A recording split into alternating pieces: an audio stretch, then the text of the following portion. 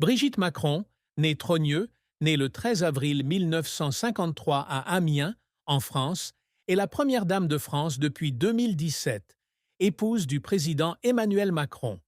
À 72 ans en 2025, en repensant à sa vie pleine de hauts et de bas, elle admet que sa plus grande tristesse n'est pas la critique publique ou la pression du rôle de première dame, mais les pertes personnelles et les douleurs silencieuses qui ont été profondément gravées dans son âme.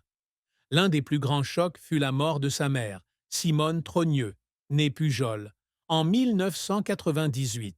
Simone était une femme forte qui a élevé 6 enfants dans une importante entreprise de chocolat à Amiens et a été une grande source d'inspiration pour Brigitte dans ses premières années.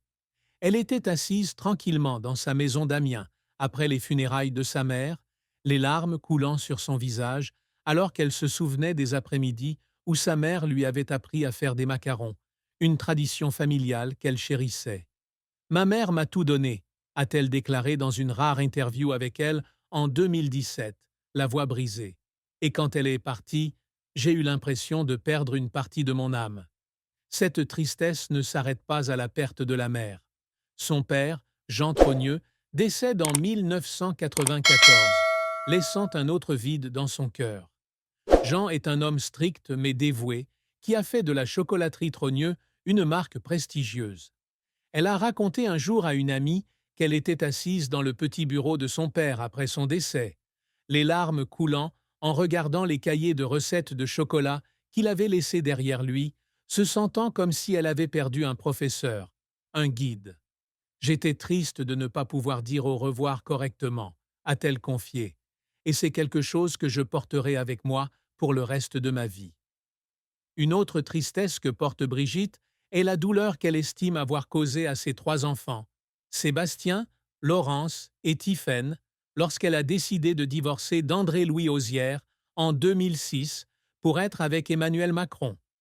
Née dans une famille bourgeoise d'Amiens, Brigitte a grandi avec l'idée que la famille était la chose la plus sacrée. Mais lorsque l'amour s'épanouit avec Emmanuel, son ancien élève, elle se retrouve confrontée à un choix entre le bonheur personnel et la maternité. Elle était assise seule dans sa maison du Touquet après le divorce, pleurant à l'idée de faire du mal à ses enfants, en particulier à Tiphaine, qui n'avait que 22 ans à l'époque. Je sais que je leur ai causé de la douleur, a-t-elle déclaré à Paris Match en 2018. Et c'est ma plus grande tristesse, non pas à cause des critiques de l'extérieur, mais à cause des larmes de mes propres enfants. À 72 ans, assise au palais de l'Élysée en tant que première dame, Brigitte a admis que sa plus grande tristesse était une combinaison de pertes irréparables. Sa mère, son père et les blessures émotionnelles qu'elle avait involontairement infligées à ses enfants dans sa quête du véritable amour. Je ne regrette pas d'être tombée amoureuse, a-t-elle déclaré, mais je suis triste du prix que j'ai payé pour cela. La carrière de Brigitte Macron est un long voyage, d'une enseignante de lycée dévouée à une première dame influente, l'histoire d'une femme surmontant les préjugés pour affirmer sa valeur. Sa carrière débute dans les années 1980 lorsqu'elle enseigne la littérature au collège Lucie Berger de Strasbourg. Avec son amour des livres et des langues, elle est rapidement devenue une enseignante appréciée. Sa première grande chance est venue lorsqu'elle a déménagé au lycée La Providence à Amiens dans les années 1990, où elle a non seulement enseigné le français et le latin, mais a également dirigé un cours de théâtre où elle a rencontré Emmanuel Macron, son élève qui deviendra plus tard son mari.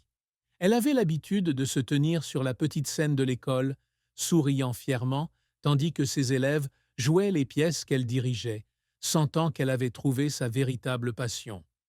Après avoir quitté Amiens, elle continue d'enseigner au lycée Saint-Louis de Gonzague à Paris de 2007 à 2015, l'un des établissements privés les plus prestigieux de France. Ici, elle était respectée par ses collègues pour son dévouement et sa capacité à inspirer. Un collègue a raconté un jour aux Parisiens que Brigitte pouvait rester assise pendant des heures à corriger les copies des élèves, les larmes aux yeux lorsqu'elle lisait d'excellents essais, émue de voir ses élèves grandir. « J'aime enseigner », a-t-elle déclaré dans une interview à France 3, car c'est ma façon d'être en contact avec le monde. Son succès dans l'éducation ne réside pas seulement dans la transmission de connaissances, mais aussi dans l'établissement de relations profondes avec les étudiants, ce dont elle est toujours fière. Cependant, la carrière de Brigitte n'a pas été sans revers. Un grand choc se produit lorsqu'elle se présente aux élections municipales